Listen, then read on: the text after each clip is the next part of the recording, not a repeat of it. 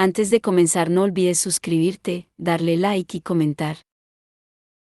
Puedes seguirme en mis redes sociales para apoyarme y proponerme nuevas historias. Enlaces en la descripción. Cazadores de sombras. Las últimas horas. La cadena de espinas. De Cassandra Clare. Capítulo 10. Vagabundo. Vio una sombra negra, un gran cuervo posado e inmóvil, mirando a Magnum con ojos brillantes como lámparas. Vestido de luto, es un vagabundo como yo, pensó Magnum, y probablemente sentimos lo mismo en el corazón. Nizami Ganjavi, Laila y Magnum. A Cordelia siempre le sorprendía que Londres pudiera ser a la vez tan nublado y lluvioso y, sin embargo, lo suficientemente brillante para deslumbrarla. Desde dentro del carruaje, acompañada por Alastair, parpadeó a causa del brillo del cielo lechoso y pensó en la clara luz del sol de París. Su estancia allí empezaba a parecerle confusa y lejana, como el recuerdo de un sueño. Iban sentados en silencio mientras el conductor sorteaba el tráfico del Strand. Alastair, incluso hacía un año, la habría asaltado con 1000 preguntas. Pero en ese momento parecía contentarse con esperar a que fuera ella la que hablara.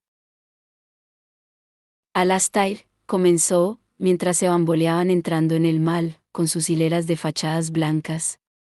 Supongo que ha sido Magnus quien ha dicho que vinieras a recogerme, ¿no es así? Alastair frunció el ceño.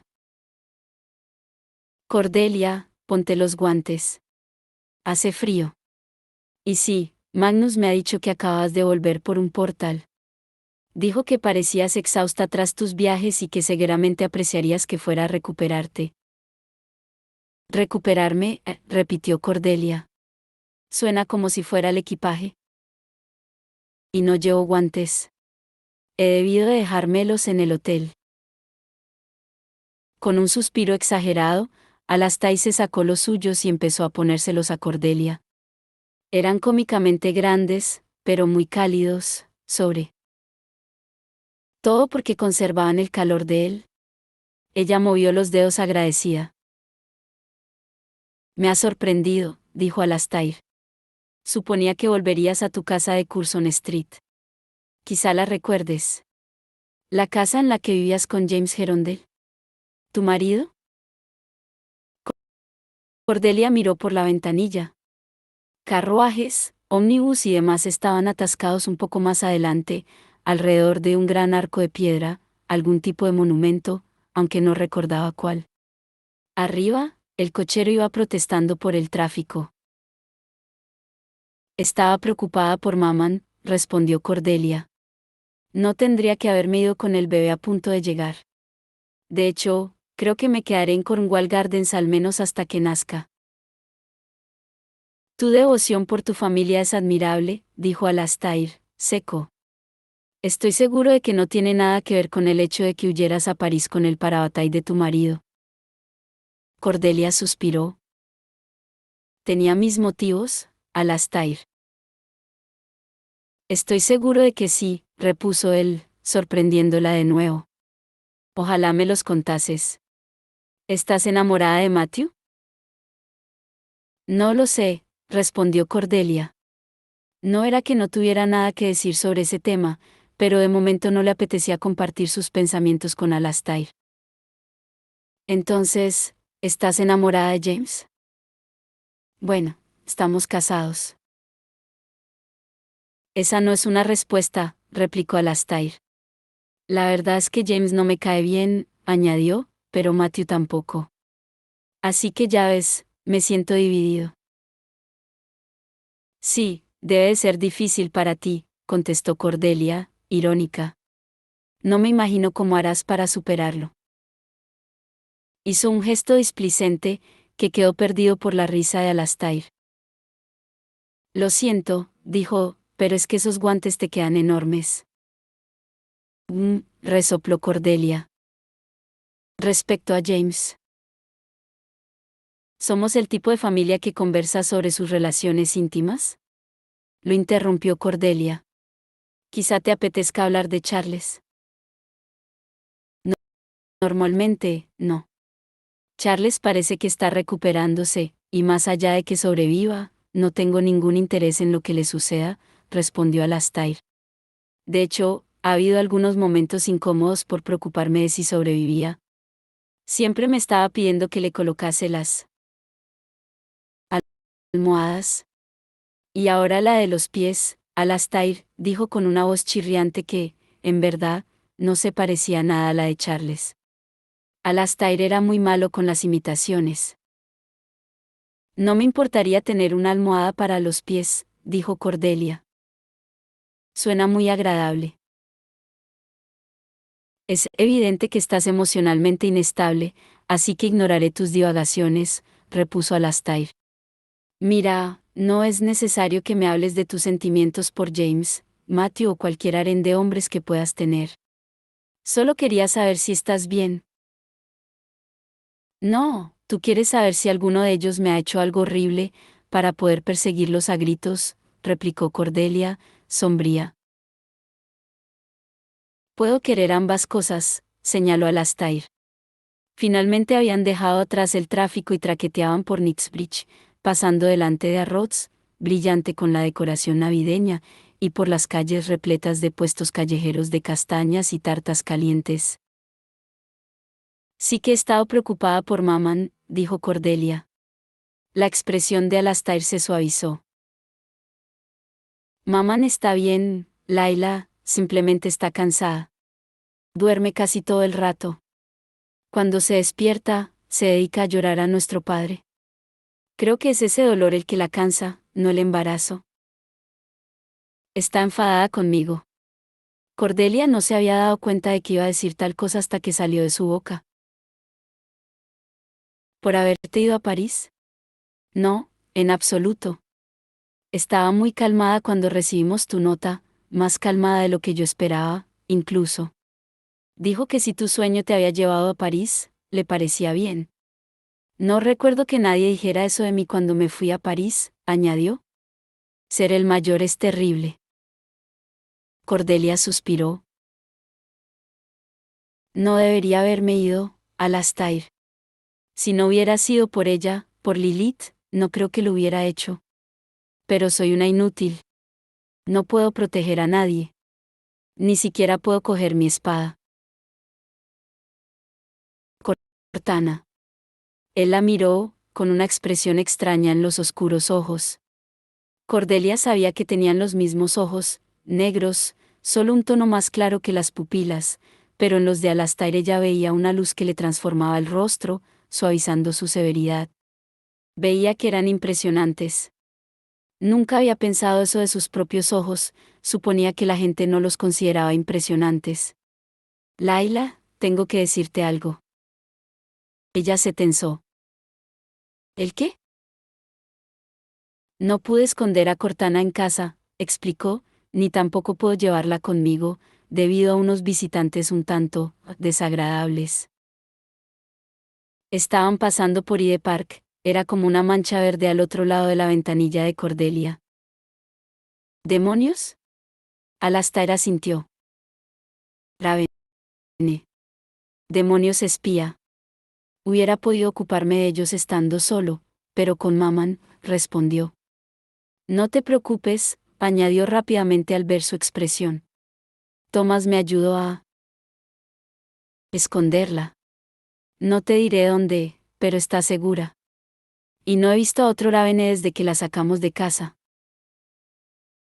Ella deseaba preguntarle dónde la había escondido, pero sabía que no debía. Era una tontería, pero echaba muchísimo de menos a Cortana. He cambiado tanto, pensó, que no sé si Cortana volvería a elegirme, incluso aunque no fuera la paladina de Lilith. Era una idea muy triste. ¿Thomas te ayudó? Preguntó, sin embargo. ¿Thomas Lightwood? Mira, ya estamos, dijo Alastair alegremente, abrió la portezuela del carruaje y saltó de él antes de que se hubiera detenido del todo. Alastair. Cordelia bajó tras su hermano, que no parecía nada afectado por el salto y ya estaba pagándole al conductor. Ella miró hacia la casa. Le tenía cariño, le gustaba la fachada blanca, el 102 pintado en negro brillante en la columna de la derecha, la tranquila y frondosa calle de Londres. Pero no era su hogar, pensó, mientras seguía a Alastair hasta el camino que conducía a la puerta. Era la casa de su madre, un refugio, pero no su hogar. Su hogar era Curzon Street. Cordelia sospechó que Risa habría estado mirando por la ventana, ya que apareció inmediatamente para abrir la puerta de par en par y hacerlos pasar. Señaló de forma acusadora al baúl de Cordelia, que se hallaba en medio del vestíbulo. Apareció sin más, se quejó, abanicándose con un trapo de cocina. Estaba todo tranquilo y de repente, ¡puf! Casi me da un infarto, ya te digo. Te cancordan. Lo siento, Risa, querida, se disculpó Cordelia. Estoy segura de que Magnus no pretendía asustarte. Risa murmuró algo por lo bajo mientras Alastair levantaba el baúl y empezaba a subirlo por la escalera. ¿Qué has comprado en París? Se quejó. ¿Un francés? No hables alto que está dormido, contestó Cordelia. No habla nuestro idioma, pero sabe cantar, Frere Jack, y hace unos crepes Suzette buenísimos. Alastair soltó un bufido. Risa, ¿me ayudas a subirlo? No, contestó Risa. Voy a llevar a Laila Canón Sona. Estará mucho más feliz en cuanto haya visto a su hija. Cordelia se quitó el abrigo y, con aire culpable, dijo adiós con la mano a Alastair mientras seguía Risa por el pasillo hasta el dormitorio de su madre. Risa se llevó un dedo a los labios antes de asomarse. Un momento después le hacía señas a Cordelia para que entrara en el espacio en penumbra y cerraba la puerta. Cordelia parpadeó para ajustar su vista al débil resplandor del fuego y la lámpara de la mesilla de noche. Sona estaba sentada en la cama, apoyada sobre un montón de almohadas coloridas y con un libro en las manos. La barriga parecía más redonda que cuando Cordelia la había visto hacía solo una semana, y tenía el rostro cetrino y cansado, aunque sonrió a Cordelia alegremente. Cordelia sintió un terrible ataque de culpa. «Mamán», exclamó, y se apresuró hacia la cama para abrazar con cuidado a su madre. «Bienvenida», dijo su madre, acariciándole el pelo. «Lo siento, mamán. No debería haberme ido». «No te preocupes». Sona dejó el libro. «Te dije que lo más importante era que hicieras aquello que te proporcionara felicidad». «Bueno, fuiste a París». «¿Cuál es el problema?». Los oscuros ojos buscaron la mirada de Cordelia. Solía pensar que lo importante era resistir, mantenerse fuerte. Pero la infelicidad continuada, ¿te envenena la vida? Cordelia se sentó en la silla que estaba al lado de la cama y le cogió la mano a su madre. ¿Fue realmente tan horrible, Combaba? Os tenía a Alastair y a ti, contestó Sona, y eso siempre me hacía feliz. En cuanto a tu padre, lo único que puedo es echar de menos la vida que nunca tuvimos, y que podríamos haber tenido, si las cosas hubieran sido diferentes. Pero no se puede cambiar a las personas, Cordelia. Añadió. Al final, si quieren cambiar, tienen que hacerlo ellas mismas. Suspiró y miró a las llamas que danzaban en la chimenea. Cuando decidí venir a Londres, siguió Sona, fue para salvar a la familiar. Para salvar a tu padre. Y lo hicimos. Tú lo hiciste. Y siempre estaré orgullosa de ti por ello. Sonrió melancólica. Pero el motivo por el que vinimos ya no existe. Creo que quizás sea el momento de pensar en dejar Londres. ¿Volver a Cirencester? Cirencester era la casa de campo en Devon, ahora cerrada y vacía, con sábanas sobre los muebles y cortinas tapando las ventanas. Era raro pensar en volver allí. No, Laila, a Teherán, contestó Sona. Llevo demasiado tiempo extrañando a mis tíos y tías de allí. Y ya que tu padre no está. Cordelia se quedó mirándola sin decir nada. Teherán, donde había nacido su madre, Teherán, cuyo lenguaje e historia conocía igual que la palma de su mano, pero donde no tenía recuerdos de haber vivido y cuyas costumbres no le eran completamente familiares.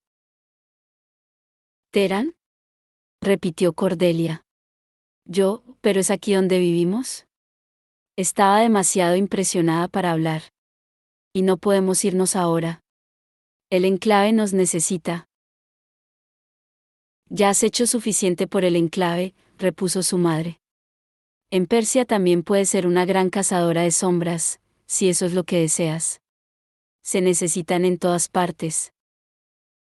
Habla como toda una madre, pensó Cordelia. Laila, no estoy diciendo que debas venirte a Teherán. Tú tienes un marido aquí, sería completamente razonable que te quedaras. A Cordelia le dio la sensación de que su madre estaba intentando, con delicadeza, sacar el tema del matrimonio. Se preguntó, tristemente, qué pensaría su madre que había ido mal entre James y ella. ¿O era que simplemente presentía algún tipo de problema? En ambos casos, le ofrecía a Cordelia una vía de escape. Alastair ya ha dicho que vendrá, dijo Sona. Y Risa también, claro. Con el bebé, voy a necesitar la ayuda de ambos. Alastair ha dicho que irá. Cordelia estaba asombrada. ¿Teherán? ¿Y que cuidará del bebé? Intentó imaginar a Alastair haciendo eructar al bebé y no lo consiguió en absoluto. No hace falta que repitas todo lo que digo, Laila. Y no tienes que decidirlo ahora. Sona se acarició la barriga, se le cerraban los ojos de cansancio. No estoy para mudarme a miles de kilómetros esta noche. Primero tengo que dar a luz a este de aquí. Luego ya decidirás qué quieres hacer. Cerró los ojos. Cordelia la besó en la frente y salió al pasillo, donde se encontró a Alastair deambulando. Lo miró con los ojos entrecerrados. ¿Sabías todo esto? ¿Le has dicho que te mudarías a Teherán sin decirme nada a mí? Bueno, tú estabas en París. Además, pensé que debería ser Maman quien te lo dijera, no yo. En la oscuridad del pasillo, Cordelia no pudo verle la expresión. No tengo nada aquí por lo que quedarme, la verdad es que no. Quizá tú sí, pero nuestras circunstancias son diferentes. Cordelia lo miró en silencio. No se veía capaz de contarle cómo sentía que todo se le estaba escapando, James, Matthew, Lucie. Su propósito como cazadora de sombras, la portadora de Cortana.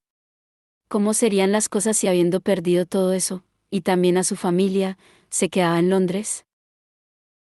Puede que no, dijo finalmente. Quizás son más parecidas de lo que piensas. En cuanto el carruaje del cónsul dejó de verse, James se puso en camino hacia Curzon Street, con el viento helado cortándole como un cuchillo a través del abrigo. Era un buen paseo de 3 kilómetros desde el instituto hasta su casa, pero James necesitaba estar un rato solo. Londres era como un remolino a su alrededor, con toda esa vida vibrante. La propia.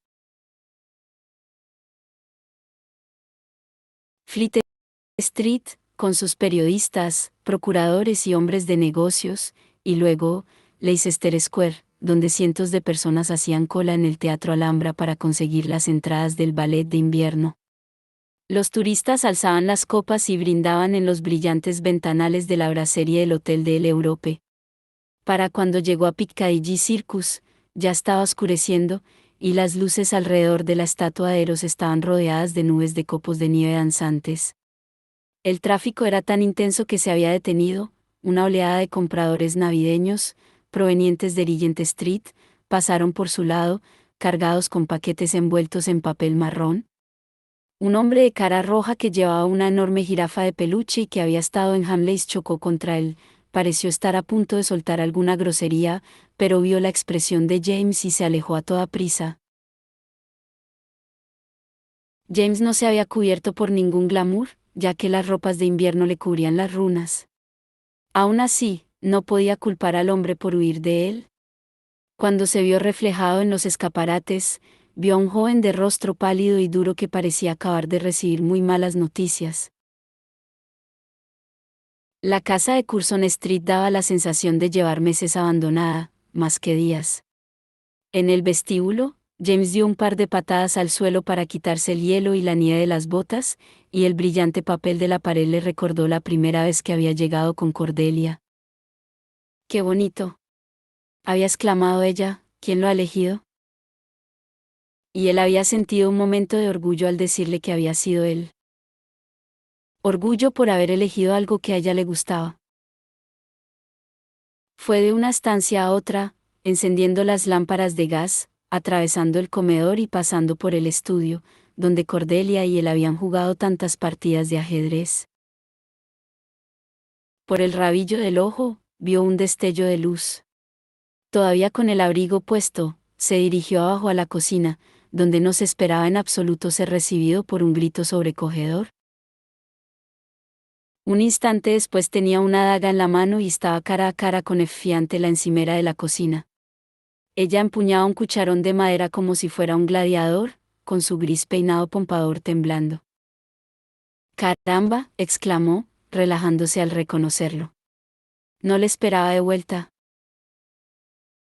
«Bueno, no he vuelto para mucho tiempo», contestó James, mientras guardaba la daga. «Resulta que voy a quedarme en el instituto al menos unos días. Cosas de cazadores de sombras». «¿Y la señora Gerondel?», preguntó Fie, curiosa. ¿Aún sujetaba el cucharón? «Ha ido a casa de su madre. Hasta que nazca el niño». «Pues a mí nadie me lo ha dicho», protestó Fie. «A mí nadie me dice nunca nada». James había empezado a sentir dolor de cabeza. «Estoy seguro de que ella te agradecería que recogieses algunas de sus cosas y se las pusieras en un baúl. Mañana vendrá alguien a recogerlo». Effie se apresuró a salir de la cocina. James pensó que parecía aliviada de tener algo concreto que hacer, o quizás solo fuera que se alegraba de alejarse de su jefe que llevaba un cuchillo en la mano. Estaba claro que la popularidad de James no dejaba de crecer. Continuó recorriendo la casa, encendiendo lámparas allí por donde pasaba. Fuera ya estaba oscuro, y la luz brillaba contra los ventanales. Sabía que debería prepararse un baúl, aunque tenía ropa y armas en el instituto, cosas que había dejado en su antiguo dormitorio. No era capaz de decidir si debía llevar algunos objetos de valor sentimental, no quería estar sin ellos. Pero tampoco contemplar la idea de que no iba a volver pronto a Curzon Street, a vivir con Cordelia. Allí todo le recordaba a ella.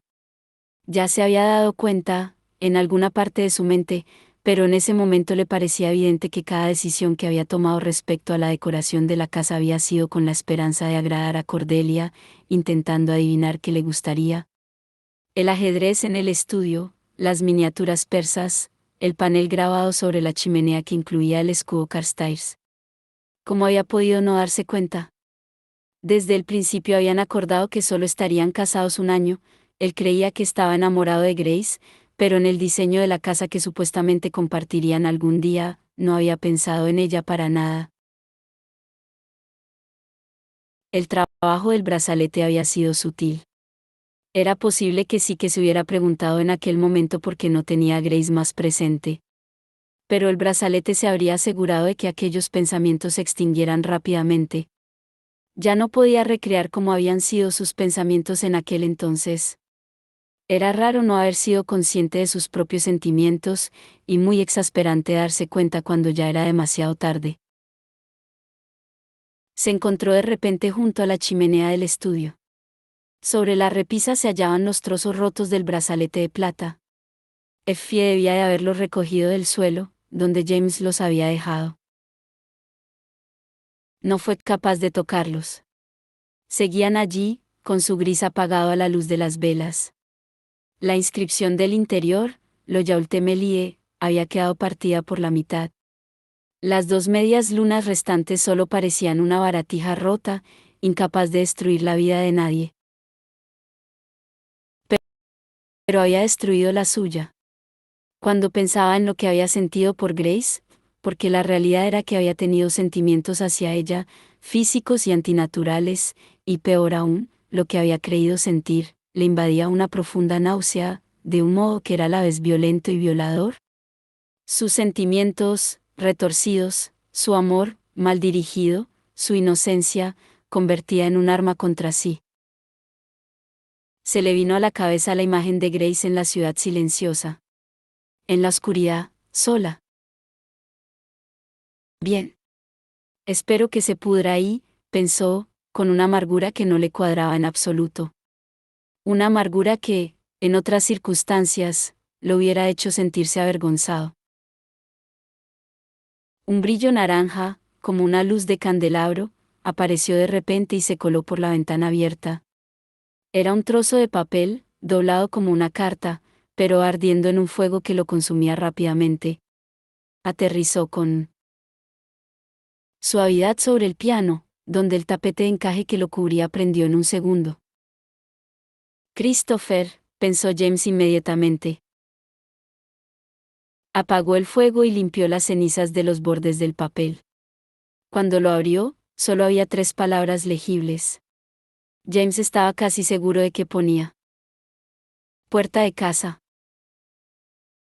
Curioso, fue hasta la puerta y la abrió. Allí sí que encontró a Christopher, que merodeaba por la escalinata con aire de estar avergonzado. ¿Esto es tuyo?, preguntó James, mostrando la nota quemada. ¿Qué tienes en contra de los timbres? Lo que hago, respondió Christopher, lo hago en nombre del avance científico. ¿Cómo ha funcionado, por cierto? Bueno, la mayoría del mensaje está quemado, y me debes un tapete de encaje, contestó James. Christopher asintió con solemnidad, y sacó un pequeño cuaderno y un lápiz de la chaqueta.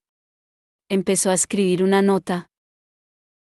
Lo añadiré a la lista de cosas de amigos que debo reponer, debido a las exigencias de la ciencia. Lo sé, dijo James. Bueno, pues entra. No pudo evitar sonreír mientras Christopher entraba y colgaba su abrigo, un poco raído en los puños donde se había quemado y manchado con diferentes compuestos ácidos. El pelo castaño claro se le quedaba de punta en lo alto cabeza como la suave pelusa de un patito. Su presencia familiar y sin cambios era como un rayo de luz en un mundo oscuro. ¿Está Cordelia?, preguntó Christopher, mientras James lo conducía al estudio. Ambos se dejaron caer sobre los sillones, y Christopher se guardó la libreta en la chaqueta. No, no, contestó James.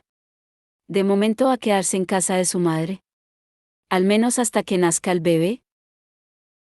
Se preguntó cuántas veces iba a tener que decir las mismas palabras. Ya empezaban a irritarle. Claro, contestó Christopher con firmeza. Es lógico. De hecho, sería raro que no se quedara con su madre, teniendo en cuenta que su nuevo hermano está a punto de nacer. Yo creo que cuando un bebé va a nacer, debe haber cerca el mayor número de personas posible para, bueno, sí. Ya sabes. James enarcó una ceja. En cualquier caso, siguió Christopher, antes de que James pudiera contestar. Estuve hablando con Thomas y ambos nos preguntábamos. Oh. Sea, él lo pensó y yo estuve de acuerdo, que, bueno, Matthew nos mandó una nota diciendo que estaba en París y que se lo estaba pasando muy bien con Cordelia, y que ya nos lo explicaría a la vuelta. Y ahora Matthew, tú y Cordelia habéis vuelto todos de París, pero Cordelia no está aquí. Christopher, dijo James, sin inmutarse, ¿dónde está Thomas? Al chico se le pusieron las orejas coloradas. Hablando con Matthew. Ya entiendo, repuso James. Tú has venido a por mí, y Thomas a por Matt. Lo mejor para conseguir sacar la información, al menos, a uno de los dos. No es eso, replicó Christopher, con aspecto triste, y James se sintió un canalla. Somos los alegres compañeros, uno para todos y todos para uno. Creo que esos son los 3 mosqueteros, repuso James. Eran 4, si cuentas a de Artagnan. Christopher. Nunca nos hemos peleado, argumentó Christopher. O sea, entre nosotros, al menos por nada serio. Si has tenido un problema con Matt, queremos ayudar a solucionarlo. A su pesar, James se emocionó. Por muy unidos que hubieran estado Christopher y él a lo largo de los años, sabía que muy raramente, por no decir nunca, su amigo estaba dispuesto a hablar de algo tan irracional como los sentimientos. Nos necesitamos los unos a los otros, afirmó Christopher. Sobre todo ahora. De acuerdo, Kit. James sintió un nudo en la garganta. Un anhelo de acercarse a Christopher y abrazarlo, pero sabía que eso solo alarmaría a su amigo, así que se quedó donde estaba. Matt y yo no vamos a liarnos a puñetazos. No es eso. Ni estamos ninguno enfadado con Cordelia, ni ella con nosotros. Las cosas entre nosotros son complicadas. También necesitamos a Cordelia, dijo Christopher. Y a Cortana. He estado leyendo sobre paladines. Supongo que sabes lo del Inquisidor. Lo que le pasó cuando fue a buscar a Tatiana. Sí, estoy informado, contestó Christopher. Parece que Belial podría intentar algo pronto, y sin Cordelia, o su espada. Lilith también odia a Belial, indicó James. No le impediría a Cordelia usar a Cortana contra él, si llega la ocasión. Pero Cordelia no quiere entrar en acción mientras sea Lilith quien lleve las riendas, y no la culpo. No, convino Christopher. Al menos Belial no tiene un cuerpo que poseer, como hizo con Jesse Blackthorne. Ya sabes lo de Lucy y Jesse, entonces. Sí, respondió Christopher. Lo conocí en la reunión familiar que tuvimos ayer por la noche. Parece un buen tipo, aunque no va a dejarme hacer experimentos con él, lo cual es una pena. No consigo imaginarme por qué. Quizá cuando las cosas se calmen, reconsidere su postura. Quizá, concedió James, que lo dudaba. Mientras tanto, tenemos que reunirnos, los que sabemos lo de Cordelia y Lilith, y ver qué podemos hacer. Christopher frunció el ceño. ¿Jessie sabe lo de Cordelia y Lilith? Porque Lucy va a querer que venga a cualquier reunión que tengamos. Y debería venir, repuso James. Conoce a Belial de una forma diferente del resto. Yo incluido. Se frotó los ojos. Se sentía exhausto, como si hubiera viajado desde París en tren y no por un portal.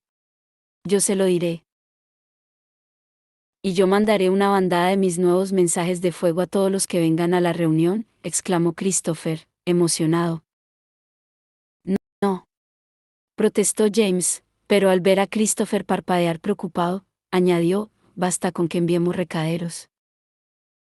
Y mensajes de fuego, insistió Christopher. James suspiró. De acuerdo. Avisaré a los recaderos. ¿Y a los bomberos? A Thomas no le resultó difícil encontrar el apartamento de Matthew.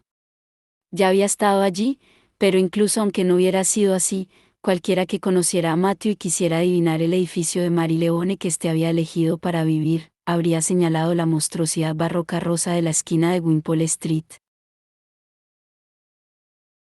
El portero dejó entrar a Thomas y le dijo que el señor Fairchild estaba en casa, pero que no quería que lo molestaran. Thomas mostró su llave y le dejaron entrar en la jaula dorada del ascensor con acceso al apartamento de Matthew. Llamó un par de veces a la puerta y, al no obtener respuesta, decidió entrar por su cuenta. En la habitación hacía frío, el suficiente para que Thomas sintiera escalofríos. Había lámparas encendidas, pero pocas y emitían una luz muy tenue. Thomas estuvo a punto de caerse al tropezar con el baúl de Matthew justo a la entrada del salón.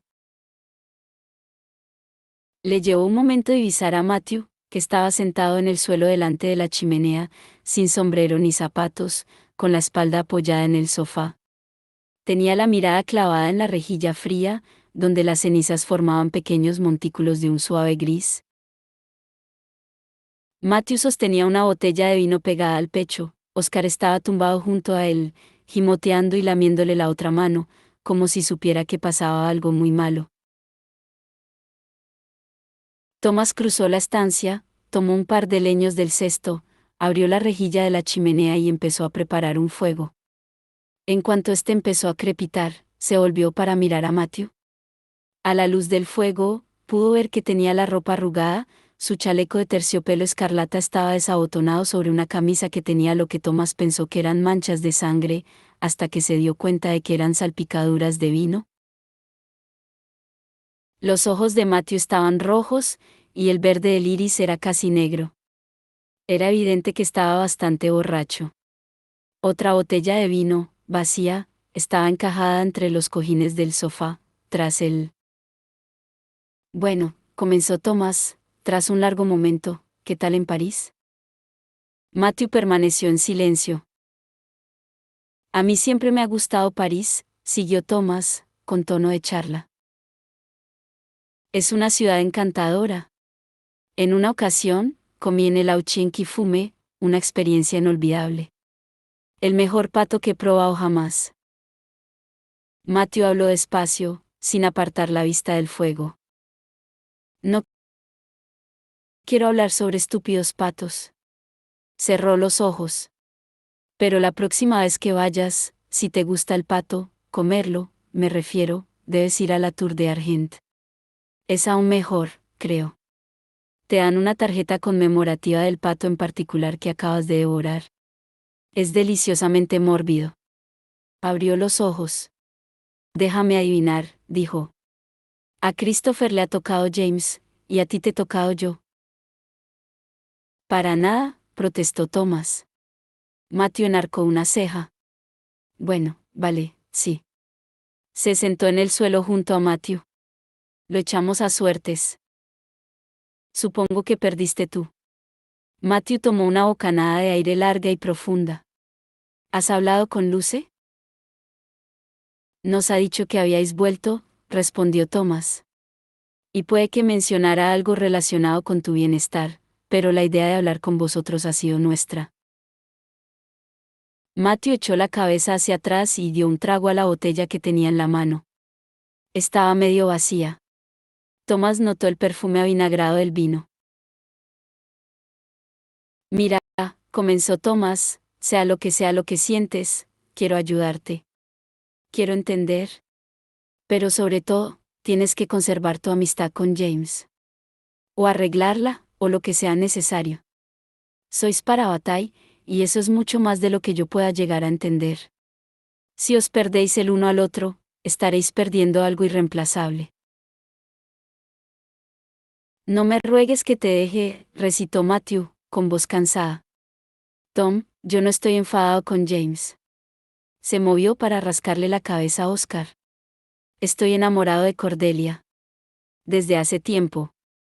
Y lo creía de verdad y pienso que vosotros también, que su matrimonio con James era una farsa, y que el amor de James era todo y por siempre para Grace Blackthorne. Bueno, sí, convino Thomas. ¿No es así?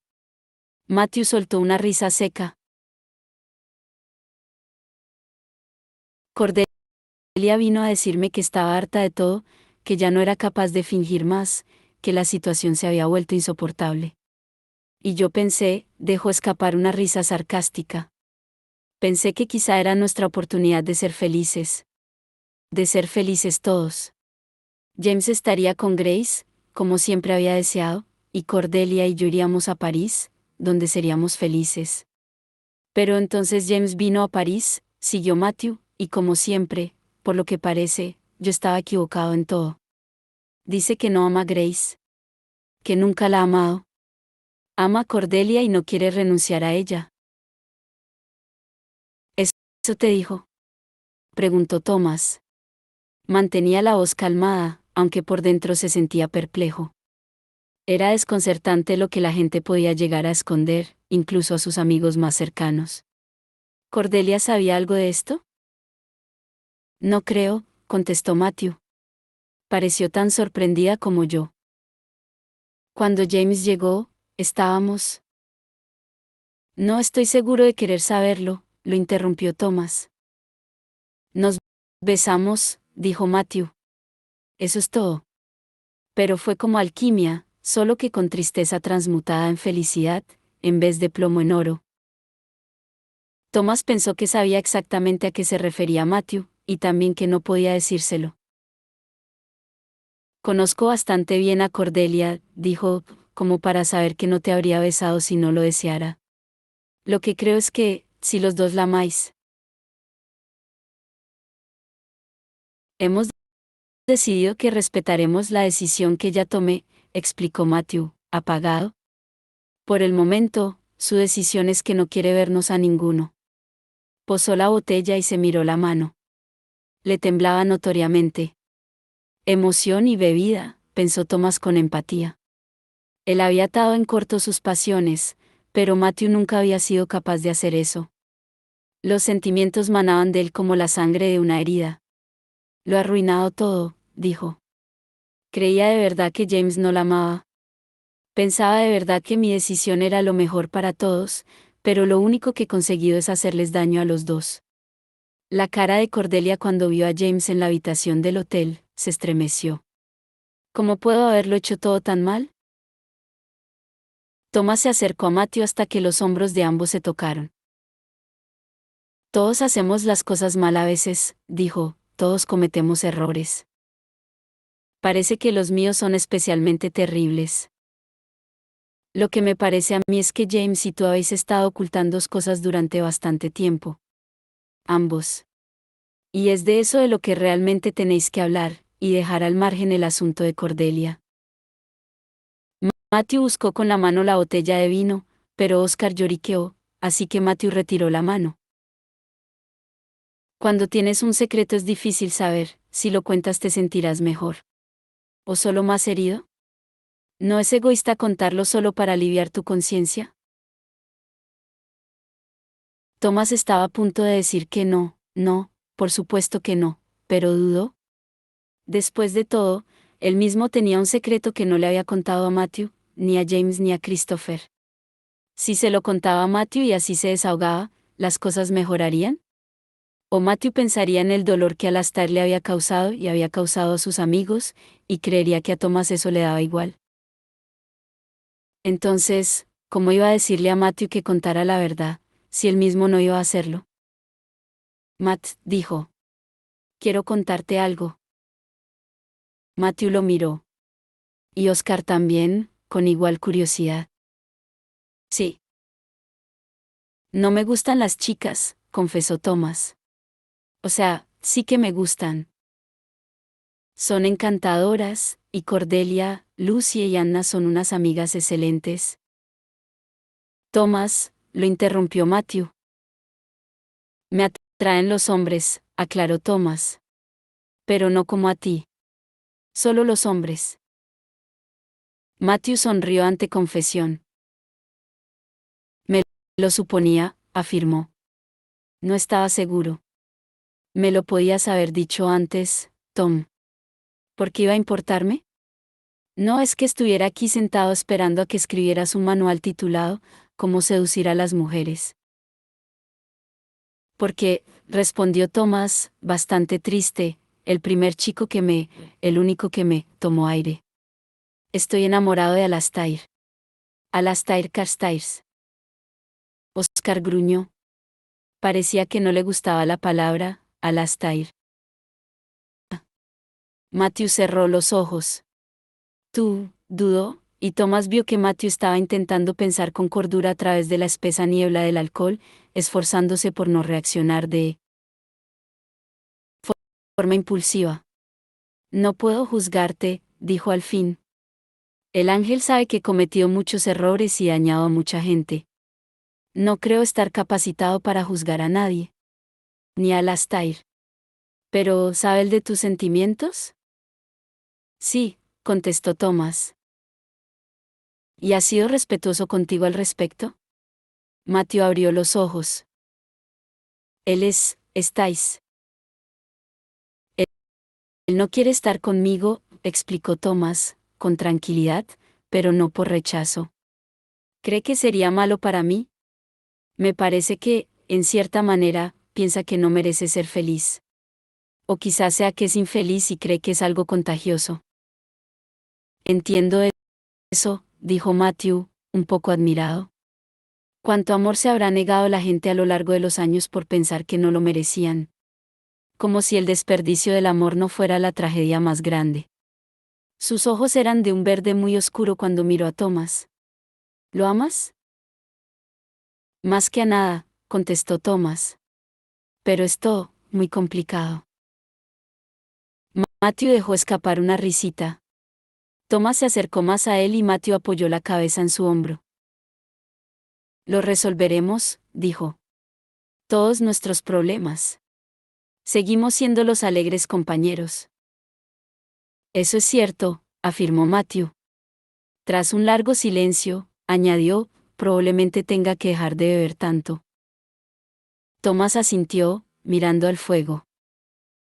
Eso también es cierto.